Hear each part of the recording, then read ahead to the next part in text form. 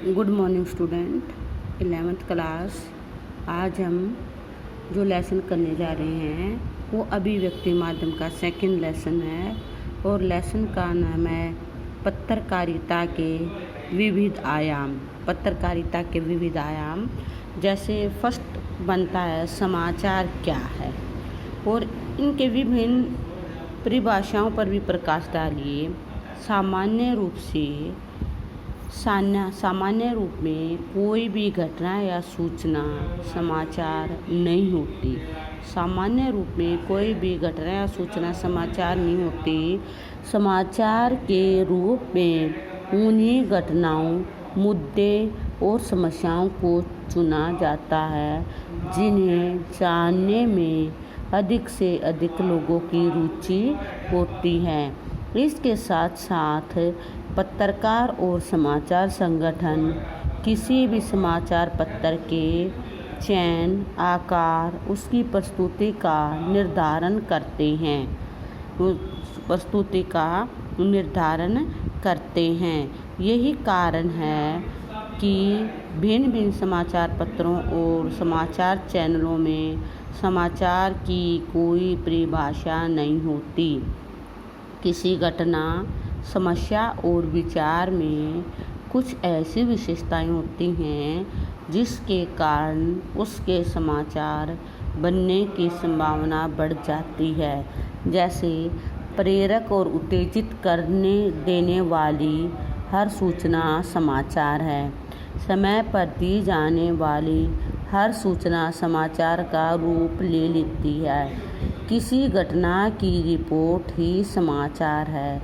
समाचार जल्दी में लिखा गया इतिहास है। समाचार वह है जिससे कहीं कोई दबाने या छुपाने की कोशिश कर रहा है, बाकी सब विज्ञापन है। इस प्रकार समाचार को समय समय अनेक ढंग से परिभाषित किया गया है। वास्तव में समाचार के लिए दी गई यह परिभाषा कि समाचार किसी भी ऐसी ताज़ी घटना, विचार या समस्या की रिपोर्ट है जिसमें अधिक से अधिक लोगों की रुचि हो, जिसका अधिक से अधिक लोगों पर प्रभाव पड़ रहा हो, अधिक उचित प्रतीत होती हो। यानी जो समाचार की ये क्या थे, विभिन्न परिभाषाएं थी। जो समाचार की परिभाषाएं थी और फिर समाचार के विभिन्न तत्वों का संक्षेप में वर्णन कीजिए। जैसे नवीनता, समाचार का अर्थ ही ताज़ी घटना की जानकारी देना है। समाचार का अर्थ क्या है? ताज़ी घटना की जानकारी देना है। अतः नवीनता समाचार पत्र का आवश्यक तत्व है। नवीनता समाचार पत्र का आवश्यक तत्व है। किसी घटना को एक समाचार के रूप में किसी समाचार संगठन में स्थान पाने के लिए सही समय पर उसके समाचार कक्ष में पहुंचाना आवश्यक है।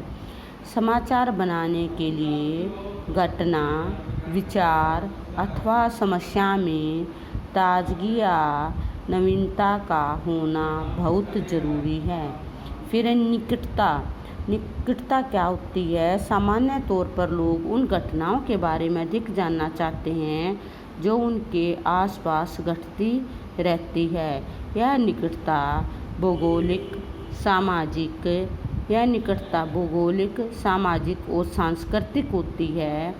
प्रत्येक व्यक्ति अपने आसपास घटित होने वाली घटनाओं को जानना अधिक पसंद करता है।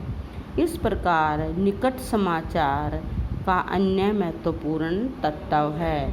फिर है प्रभाव। जिन घटनाओं का पाठकों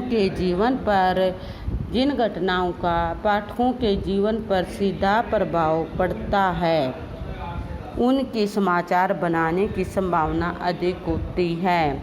इस प्रकार किसी घटना या सरकारी फैसलों का लोगों पर पड़ने वाला प्रभाव भी समाचार का आवश्यक तत्व है। जनरुचि, किसी भी घटना अथवा विचार को समाचार बनाने में लोगों की रुचि का भी विशेष महत्व होता है। प्रत्येक समाचार संगठन अपने पाठकों की रुचियों को ध्यान में रखकर ही समाचारों का चयन करता है। लोगों की रुचियों में परिवर्तन आने से समाचार लेखन भी परिवर्तित होता है। फिर पॉइंट 4 है जन रुचि। किसी भी घटना अथवा विचार को समाचार बनाने में लोगों की रुचि का भी विशेष महत्व होता है। प्रत्येक समाचार संगठन अपने पाठकों को रुचियों को ध्यान में रखकर ही समाचारों का चयन करता है। समाचारों का क्या करता है? चयन करता है कि रुचियों को ध्यान में रखकर समाचारों का चयन करता है। लोगों की रुचियों में परिवर्तन आने से समाचार लेखन भी परिवर्तित होता है। फिर टकराव या संघर्ष। किसी भी समाचार में टकराव या संघर्ष का पहलू होने से वह अधिक लोकप्रिय हो जाता है। युद्ध क्षेत्र के साथ साथ खेल और राजनीति के क्षेत्र का भी टकराव संघर्ष लोगों की रुचि का केंद्र होता है। फिर है महत्वपूर्ण लोग। कई बार किसी घटना से जुड़े लोगों के महत्वपूर्ण होने का कारण भी उसका महत्व बढ़ जाता है। किसी क्रिकेट खिलाड़ी, फिल्मी सितारे अथवा राजनीतिक व्यक्ति की जुड़ी छोटी सी बात में समाचार बन जाती है और लोगों के आकर्षण का केंद्र बन जाया करती है।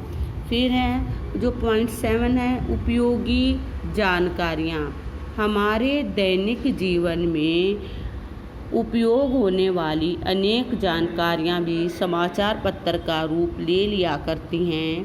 प्राय ये जानकारियाँ अथवा सूचनाएँ समाज के एक बहुत बड़े वर्ग से जुड़ी होती हैं।